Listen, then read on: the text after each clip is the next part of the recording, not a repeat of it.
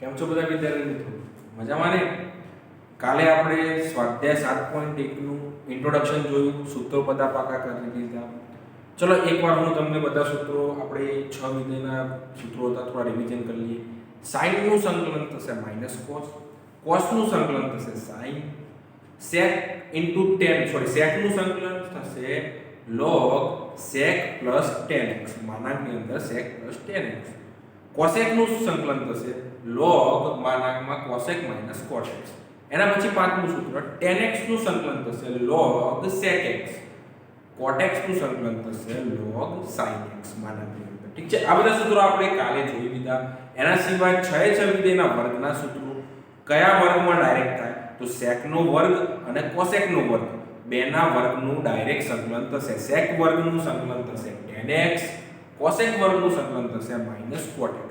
બાકીના sin square નું સંકલન કરવાનું થાય તો sin સ્ક્વેર નું પહેલા કન્વર્ટ કરી દેવાનું 1 cos 2x/2. cos સ્ક્વેર નું થાય તો cos સ્ક્વેર ને કન્વર્ટ કરી લેવાનું 1 cos 2x/2. આના પછી tan સ્ક્વેર નું કન્વર્ટ કરવાનું થાય તો sec નો વર્ગ -1 અને cosec વર્ગનું સંકલન કરવાનું થાય cot ના વર્ગનું સંકલન કરવાનું થાય તો cosec સ્ક્વેર -1. આ બધું આપણે કાલના સૂત્રોમાં જોઈ લીધું. એમાં તમને મેં કાલે કીધું હતું કે સંકલન એક પ્રતિવિકલિતની રીતે શીખીએ કે પ્રતિવિકલિત નિરીક્ષણની રીતે અને બીજું ડાયરેક્ટ સંકલન પણ શોધી શકાય. તો સ્વાધ્યાય 7.1 ચાલુ કરીએ. એમાં પહેલો પ્રશ્ન એવો પૂછ્યો છે કે નીચેના વિધેયોને પ્રતિવિકલિત નિરીક્ષણની રીતે શોધો. પ્રતિવિકલિત નિરીક્ષણની રીતે આ રીતે તમારે શોધવાનું છે, ડાયરેક્ટ સંકલન કરવાનું નથી. આવા 5 પ્રશ્નો આપ્યા છે. એમાં પહેલો પ્રશ્ન આપેલો sin 2x. પાંચે પાંચ પ્રશ્નો પરીક્ષામાં પૂછાવાની શક્યતા નહીં હોય, પણ ચલો આપણે જોઈ લઈએ કે sin 2x કોઈ રકમ આપેલી હોય તો એવું વિકલન શોધો, એવી રકમ શોધો કે જેનું વિકલન ડાયરેક્ટ sin 2x થાય. આનો મતલબ તો આ તમારો જવાબ થશે. એ આપણે કાલે જોઈ લીધું કે આ જવાબ આપો છે અને આપણે રકમ શોધવાની છે. આ રીતને કહેવામાં આવે પ્રતિવિકલિત નિરીક્ષણની રીત. ઓકે, તો ચલો શોધવાનું કઈ રીતે? તો જો હું તમને સૂત્ર શીખવાડું કે કઈ રીતે શોધાય, રકમ કઈ રીતે શોધાય. તો sin નું સંકલન શું થાય? આપણને તો ખબર છે કે sin નું સંકલન -cos થાય. તો અહીંયા પહેલા -cos લખી દેવાનું, ખૂણો એમને એમ રાખો. આપણને તો ખબર જ છે કે sin નું વિકલન -cos થાય, પણ એ રકમને ખબર નથી કે આપણને ખબર છે. ઠીક છે, તો sin નું સંકલન -cos થઈ ગયો અને જેટલો સહગુણક હોય x નો એ નીચે બાકી દેવાનો. x નો સહગુણક અહીંયા કેટલો આપેલો? 2. તો 2 વડે બાકી. ક્લિયર? ચલો ચાલુ કરીએ હવે. તો 1/2 બહાર આવતા રહે એ કૌંસની અંદર વધ્યું -cos 2x અથવા માઈનસ એ બાર જ કાઢ લો, -1/2 બહાર આવતા રહે અંદર વધ્યું cos 2x. હવે cos નું સંકલન શું થાય તમને ખબર છે? cos નું વિકલન શું થાય? cos નું વિકલન થાય -sin 2x. cos નું વિકલન -sin અને ખૂણાનું વિકલન કરવું પડશે ને, 2x નું વિકલન થાય સાંકળનો નિયમ આપણે આગળ ભણી ગયા. 2 કટ થઈ ગયું પ્લસ sin 2x. ક્લિયર? તો આપણો જવાબ આવી ગયો. તો કહી દેવાનું કે sin 2x નું પ્રતિવિકલિત કેટલું આવ્યું? sin 2x નું પ્રતિવિકલિત -cos 2x/2 છે. સિમ્પલ, એકદમ સરળ અને ઝડપી ગણી શકાય એવા દાખલા. બીજી રકમ આપેલી છે અહીંયા cos 3x. હવે મિત્રો કોઈ પણ રકમ આપી હોય તમને સિમ્પલ. હવે cos નું સંકલન થાય, આપણને ખબર છે cos નું સંકલન થાય sin 3x અને x નો સહગુણક 3 વડે ભાગી દેવાનું. ચલો વિકલન કરીએ તો 1/3 બહાર આવતા રહ્યા, અંદર કૌંસની અંદર વધ્યા sin 3x. sin નું સંકલન sin નું વિકલન થશે. sin નું વિકલન શું થાય? cos 3x અને ખૂણાનું વિકલન 3 કટ એટલે જવાબ આવી ગયો cos 3x. તો નીચે લખી દેવાનું કે cos 3x નું પ્રતિવિકલિત એટલે સંકલન જ cos 3x નું પ્રતિવિકલિત sin 3x/3 થશે. આ આપણો જવાબ છે. મતલબ એવો કે પ્રશ્ન જ્યારે પ્રતિવિકલિત નિરીક્ષણની રીતે પૂછાય તો આપણે જવાબ આપે ને આપણે રકમ શોધવાની. તો આ રકમ અહીંયા એ આપણો જવાબ થશે. તો આ રકમ એ આપણો જવાબ છે. રકમ શોધવાનો આખો પ્રશ્ન જ અલગ છે. ચલો પ્રશ્ન નંબર 3 ની વાત કરીએ.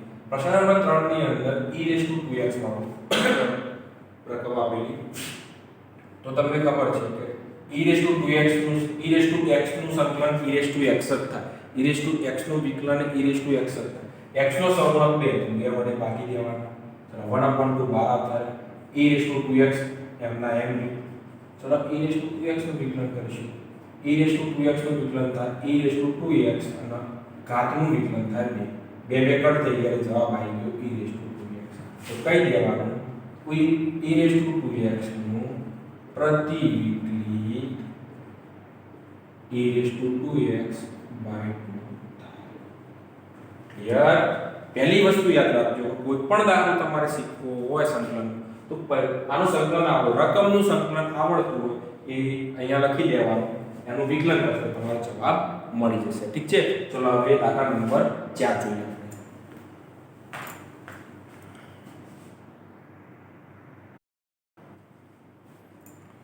ચલો મિત્રો આપણે દાખલા નંબર 4 જોઈશું. દાખલા નંબર 4 ની અંદર રકમ આપી છે ax b નો વર્ગ. તો આનું આપણે પ્રતિવિકલિત શોધવું હોય તો એવી કઈ રકમ લઈશું અહીંયા કે જેનું વિકલન કરવાથી, હવે તમને ખબર છે કે ax b નો વર્ગ ઘાત 2 આપી હોય તો સંકલનનો નિયમ શું કહે, જેટલી ઘાત હોય એમાં એક ઘાત એડ થઈ જાય, એટલી ઘાત બગાડ. તો અહીંયા ax b ની 3 ઘાત ભાગ્યા 3 ઘાત, યાદ છે x નો વર્ગ હોય તો x ના વર્ગનું સંકલન શું થાય, તો x ની 3 ઘાત ભાગ્યા 3, કેટલી ઘાત હોય એમાં એક ઘાત ઉમેરાય, કેટલી ઘાત વધશે. ક્લિયર. તો એ જ રીતે અહીંયા 2 ઘાત એટલે 2 ઘાત ઉમેરાય, 2 માં એક ઘાત ઉમેરાય, 3 ભાગ્યા 3, અને x નો સહગુણક a આપો એટલે a વડે ભાગો, જેટલો x નો સહગુણક હોય એટલા વડે ભાગીશું. ચાલો વિકલન કરીએ. તો આપણે વિકલન કરીશું તો 1/3 એ 12 આવતા રહે, અચળ સંખ્યા 12 આવતી રહે, કૌંસની અંદર વધ્યું ax b નો ઘન. હવે આનું વિકલન શું થાય, તો તમને વિકલનનો નિયમ ખબર છે કે 3 ઘાત આગળ આવી, 1 ઘાત ઘટી ગઈ, અને જેની ઘાત ઘટતી હોય એનું વિકલન કરવું પડે. ax b નું વિકલન શું થાય, a, જેની ઘાત ઘટતી હોય એનું વિકલન કરવું પડે, ax b નું વિકલન થાય a. તો 3 એ 3 કટ થઈ ગયા, એટલે તમારો જવાબ આવી ગયો ax b નો વર્ગ. તો અહીંયા કહી દેવાનું કે ax b ના વર્ગનું પ્રતિવિકલિત શું થશે, પ્રતિવિકલિત ax b નો ઘન ભાગ્યા 3a થશે. ક્લિયર. હવે ચલો દાખલા નંબર 5 જોઈએ. દાખલા નંબર 5 એકદમ સરળ છે, તમને મજા આવશે દાખલા ગણવાની. તો તમને આનું પ્રતિવિકલિત શોધવું હોય તો ચલો કોનું વિકલન કરશો, sin નું સંકલન થાય, sin નું સંકલન થાય માઈનસ cos, x નો સહગુણક 2 એટલે 2 વડે ભાગી દઈશું, 4 એમ થાય e3x નું e3x અને x નો સહગુણક 3, તો 3 વડે જેટલો સહગુણક હોય એટલા વડે ભાગી દેવાનો. ચલો વિકલન કરીએ. -1/2 બહાર આવતા રહે, કૌંસની અંદર વધ્યું cos 2x, -4/3 બહાર આવતા રહે, કૌંસની અંદર વધ્યું e3x.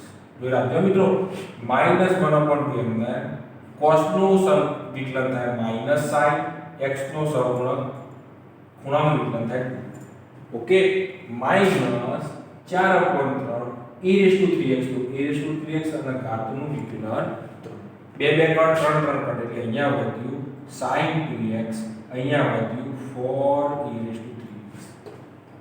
થઈ ગયું. તો કઈ દેવાનું કે sin 2x - 4e3x નું પ્રતિવિકલિત શું છે, પ્રતિવિકલિત આ બધાનું પ્રતિવિકલિત આવી રકમ -cos 2x/2 -4/3e3x છે. મિત્રો આ 1 થી 5 દાખલા એકદમ સહેલા હતા અને એક્ઝામની અંદર પૂછાવાની સંભાવના એકદમ નહીવત છે, મેં તમને પહેલા જ કીધું. પણ આ એકવાર જોઈ લેવા સારું કે ક્યાંક એક્ઝામની અંદર એકાદ માર્ક્સનું પૂછાઈ જાય, નહીં પૂછાતા પણ કદાચ પૂછાઈ જાય તો આપણે તૈયાર હોય એના માટે. ઠીક છે, તો હવે આપણે સ્વાધ્યાય 7.1 નો દાખલા નંબર 6 જોઈશું.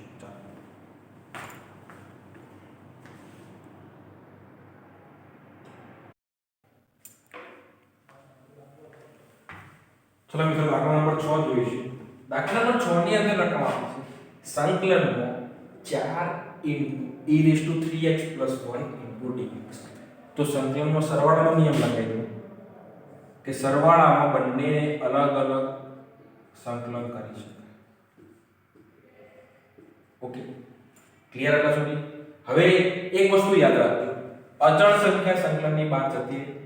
અચળ સંખ્યા ગુણાકારમાં હોય, જેમ વિકલનમાં અચળ સંખ્યા ગુણાકારમાં બહાર આવતી રહે, એમ આમાં અચળ સંખ્યા ગુણાકારમાં હોય તો સંકલનની બહાર આવતી રહે. e raise to 3x dx વધ્યા. અહીંયા અચળ સંખ્યા 1 હતી, 1 તો બહાર આવતા રહે એટલે કૌંસની અંદર વધી ખાલી dx. ક્લિયર હતા સુધી? હવે એક વસ્તુ તમે કહો કે e રેઝ ટુ 3x નું મારે વિકલન કરવું હોય તો e રેઝ ટુ 3x નું વિકલન શું થાય? તમને ખબર છે કે e રેઝ ટુ 3x નું e રેઝ ટુ 3x અને x નો સહગુણક 3 એટલે ઘાત તરીકે ઘાતનું સહગુણક 3 ઇન્ટુ 3 કરતા સંકલનમાં શું કરવાનું? e રેઝ ટુ 3x અને જે સહગુણક હોય 3 વડે ભાગવાનું. સહગુણક હોય તો ભાગી દેવાના, અહીંયા વિકલનમાં ગુણી દેવાના. બસ આટલો ફરક. ક્લિયર? ચલાવો જોઈએ આગળ. તો 4 ના e રેઝ ટુ 3x નું સંકલન e રેઝ ટુ 3x અને x નો સહગુણક 3. 1 એમને 1 લખવાની જરૂર નથી, પણ અહીંયા બધું dx, dx નું સંકલન થાય x. શીખો બધું, ધીમે ધીમે શીખાશે. dx નું સંકલન થશે x વત્તા c. આ તમારો જવાબ થઈ ગયો. બરાબર ને? તો આ થઈ ગયો દાખલા નંબર 6 નો જવાબ. ચલો દાખલા નંબર 7 ની વાત કરીએ. x2 પહેલા અંદર ગુણી દઈશું. x2 ગુણ્યા 1 એટલે x2 અને x2 ભાગ્યા x2 ઇન્ટુ dx. x2 કરી લે, શું વધ્યું? x નો વર્ગ માઈનસ 1 ઇન્ટુ dx. ક્લિયર હતા સુધી? x2 કટ થઈ ગયા. હવે ચલો સંકલન બેના અલગ અલગ કરી દો. x2 into dx minus 1 into dx. 1 લખવાની જરૂર નથી. ચલો x ની 2 ઘાત, તો x ની 2 ઘાત હોય તો x ની 3 ઘાત ભાગ્યા 3. નિયમ શું કે જેટલી ઘાત હોય એમાં એક ઘાત ઉમેરવાની, એટલી ઘાત પડે. ઈમાં એ નિયમ લાગુ ના પડે. ઈમાં એ નિયમ ના, e રેઝ ટુ x નું e રેઝ ટુ x જ થાય. x ની 2 ઘાત તો 2 ઘાતની 3 ઘાત ભાગ્યા 3. ક્લિયર? 1 નું સંકલન થાય x વત્તા c. તો આ થઈ ગયો તમારો દાખલા નંબર 7. ઓકે, હવે આપણે દાખલા નંબર 8 જોઈશું.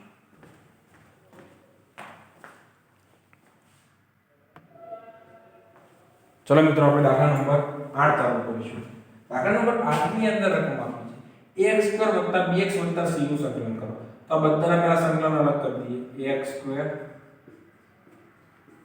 bx dx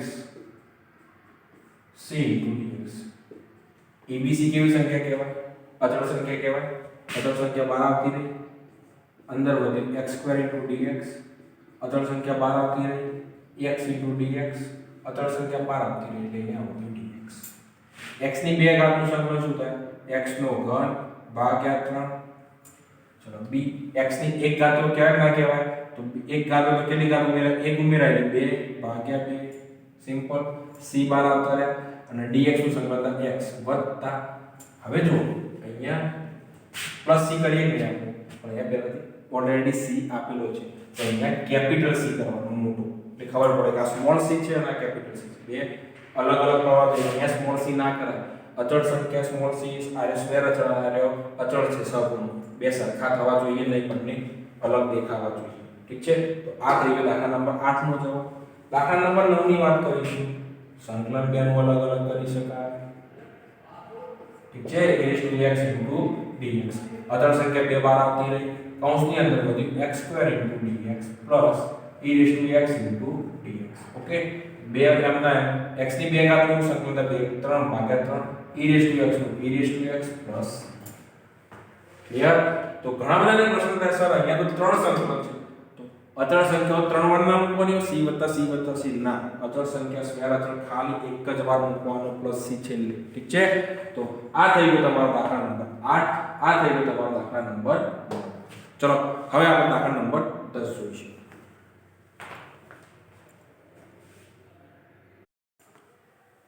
દાખલા નંબર 10 માં રકમ આપી છે કે વર્ગમૂળનો x માઈનસ 1/√x આખાનો વર્ગ. તો વર્ગનું વિસ્તરણ કરવું પડશે પહેલા. ચલો વર્ગનું વિસ્તરણ કરી લઈએ. પહેલાનો વર્ગ માઈનસ 2ab પ્લસ બીજાનો વર્ગ. ઓકે, આ થઈ ગયું તમારું ઇન્ટુ dx. ચલો પહેલાનો વર્ગ શું થાય? રૂટ x નો વર્ગ x રૂટ કટ એટલે -2 અને અહીંયા બાકી 1/x ઇન્ટુ dx. ઓકે, બધાનું સંકલન અલગ અલગ કરતો x into dx -2 into dx plus 1/x into dx. બધાનું સંકલન સરવાળામાં અલગ અલગ કરી શકાય. x ની 1 ઘાતનું સંકલન શું થાય? x ની 2 ઘાત ભાગ્યા 2 2 બાર આવતા રહે. dx નું સંકલન થાય x 1/x નું થાય log માનાંકમાં x પ્લસ આ બધું આપણે જોઈ લીધું. 1/x નું log માનાંકમાં x એ બધા સંકલન તમને સંકલનના સૂત્રો ફાવતા છે તો આ દાખલા નંબરમાં કોઈ તકલીફ પડશે નહીં. ચલો આપણે દાખલા નંબર 11 જોઈએ. દાખલા નંબર 11 માં તો અંશ x નો ઘન વત્તા 5x નો વર્ગ માઈનસ 4 છેદ આવ્યો છે x2. તો છેદમાં એક જ પદ હોય તો બધાનું પહેલા છેદ વિભાજન કરી દઈશું. છેદ વિભાજનમાં x નો ઘન ભાગ્યા x2 5x નો વર્ગ ભાગ્યા x2 minus 4/x2 into dx. છેદમાં જો એક પદ આપ્યું હોય તો એક પદનું આપણે છેદ વિભાજન કરી દઈશું. ચલો જોઈએ શું આવે. x નો ઘન ભાગ્યા x2 એટલે x x2 પર 5 અને અહીંયા વધુ 4 x ની -2 ઘાત ના કહેવાય. હું આવું લખી શકું છેદમાં x ની 2 ઘાત હોય ઉપર લઈ જઉં તો x ની -2 ઘાત થઈ જાય લખી શકાય કોઈ પ્રોબ્લેમ નથી. ઠીક છે, તો ચલો x ની -2 ઘાત. હવે બધા પ્રશ્ન કરશે કે સર અહીંયા 1/x હતું તો x ની -1 ઘાત કેમ ના કરી? કેમ કે 1/x નું ડાયરેક્ટ સંકલન આપણને ખબર છે log માનાંકમાં x, પણ x ની -2 ઘાત 1/x2 નું ડાયરેક્ટ સંકલન આપણને ખબર નથી. ચલો તો x ની 2 ઘાત બધાનું સંકલન પહેલા અલગ અલગ કરી દઈએ. x dx વત્તા 5 dx ઓછા 4 x ની -2 ઘાત dx. ચલો x નું સંકલન શું થાય? x2 ભાગ્યા 2 5 બાર આવતા રહે. dx નું સંકલન થાય x 4 બાર આવતા રહે. x ની -2 ઘાતનું -2 માં 1 ઉમેરો 1 ઘાત ઉમેરાય -2 ઘાતમાં 1 ઉમેરો એટલે -1 ઘાત થાય. x ની -1 ભાગ્યા -1 પ્લસ c. ચલો શું લખાય? x નો વર્ગ ભાગ્યા 2 વત્તા 5x માઈનસ અહીંયા ગુણાલે પ્લસ 4/x પ્લસ c. -1 ઘાતના પ્લસ કરવી હોય તો પાછું નીચે લઈ ગયો 4/x ચાલે અને માઈનસ માઈનસ પ્લસ. તો આ થઈ ગયો તમારો દાખલા નંબર 11 નો જવાબ. ઠીક છે, હવે આપણે દાખલા નંબર 12 તરફ જઈશું. ચાલો